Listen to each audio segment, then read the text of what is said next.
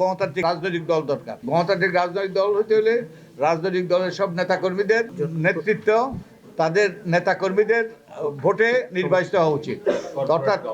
অর্থাৎ রাজনৈতিক দলগুলো গণতান্ত্রিক হতে হবে, তারা আর্থিকভাবে স্বচ্ছ হতে হবে, তাদের সব লেনদেন ব্যাংকিং সেক্টরের মাধ্যমে হতে হবে, তাদের সদস্যদের কাছে তারা দায়বদ্ধ হতে হবে। আরেকটা হলো দুর্নীতির বিরুদ্ধে কার্যকর প্রাতিষ্ঠানিক লড়াই। দুর্নীতি আমাদেরকে পিছিয়ে টেনে রাখছে।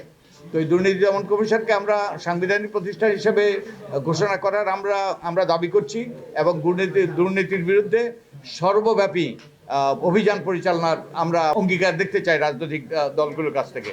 মেধাভিত্তিক সমাজ গঠনের অঙ্গীকার, যে ভবিষ্যতে তথ্য প্রযুক্তির ক্ষেত্রে, বিশেষত প্রযুক্তির ক্ষেত্রে কতটুকু অগ্রসর হতে পেরেছি।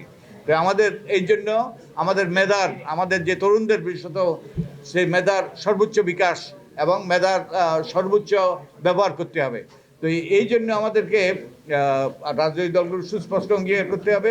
Democratic dividend